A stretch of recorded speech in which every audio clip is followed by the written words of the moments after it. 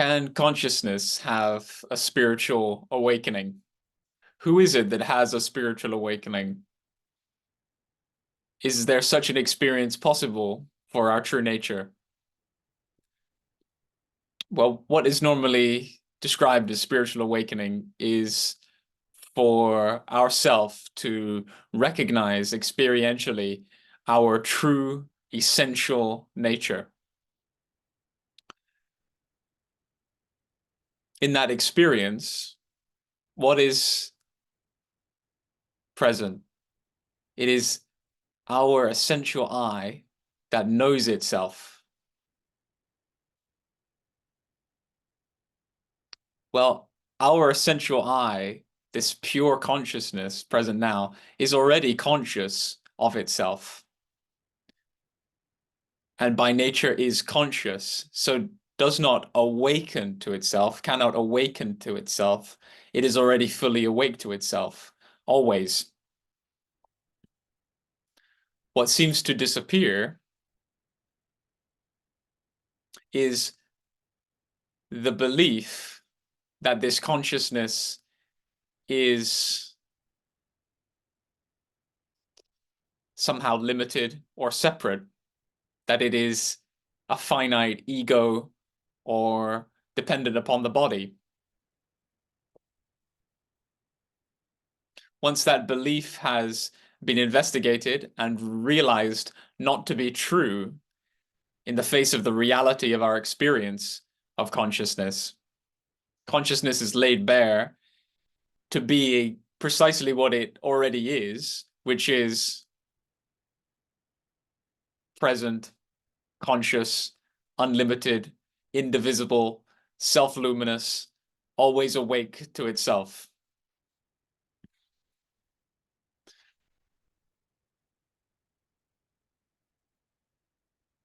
The spiritual ego is the mind-made identity that believes that it has awoken to the nature of consciousness. There is a subtle separation that has been superimposed upon consciousness, suggesting that there is a personal entity, an ego, that is separate from consciousness, and that one moment knows consciousness and another moment doesn't know consciousness. Can be unawake to consciousness and then awake to consciousness. But in reality, that entity is composed of thought. And thought does not have consciousness to be conscious of its essential reality. Only consciousness is conscious to be conscious of itself, and has never ceased to be conscious of itself.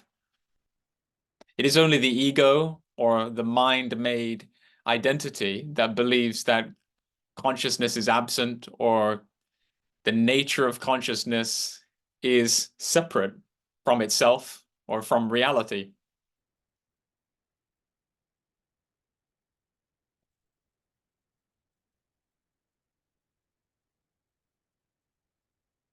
So the question is, right now, are we aware that consciousness is unlimited, or are we believing that consciousness is limited in some fashion or form?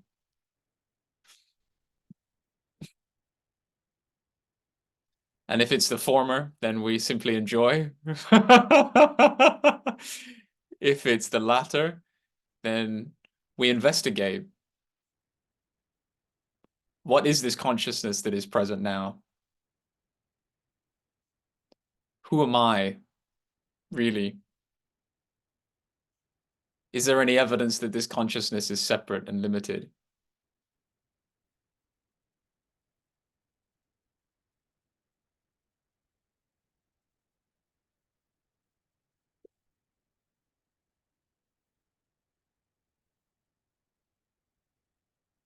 Can a thought that is of an ego tell us anything about the nature of consciousness?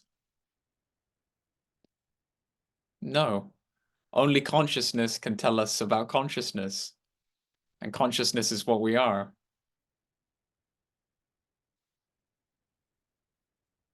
So this very consciousness right here, right now, that is hearing these words, what do you know about yourself? If you don't refer to any egoic, personal thought, and only refer to yourself, your fully awake, always awake self, what do you know about yourself?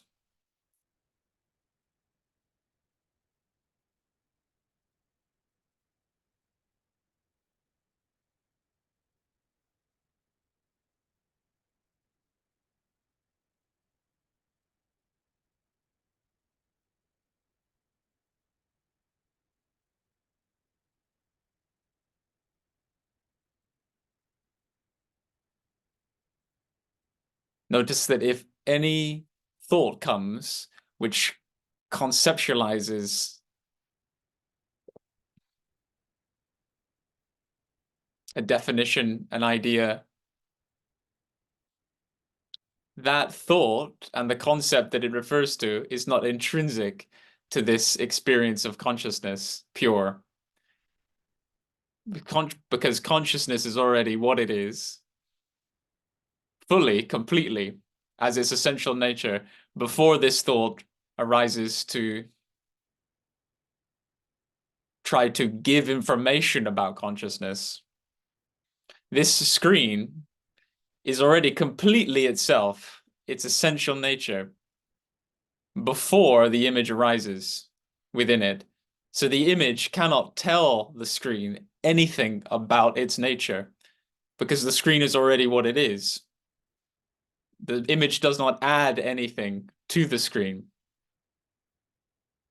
Likewise, thought does not add any knowledge to consciousness about the essential nature of consciousness. Consciousness is already complete in its knowing, its awakeness, its consciousness of itself.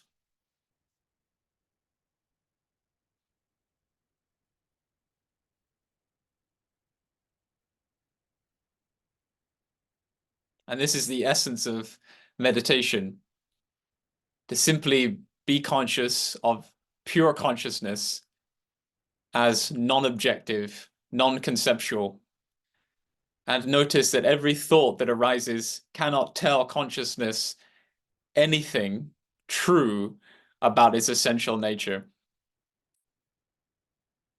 Well, we might argue and suggest that what's the point of these words that are being uttered now? Well, these words do not add any knowledge to consciousness. Consciousness is already awake to itself. These words are an expression from consciousness to consciousness, simply celebrating the nature of consciousness for no other purpose than the attempt to express what consciousness is. These words are not meant to be held onto or believed. They are pointers for attention and the mind to relax and dissolve into pure consciousness. It's an invitation from pure consciousness to pure consciousness to precipitate a relaxation of the mind and attention into its source, into itself, and experience itself as it truly, essentially is.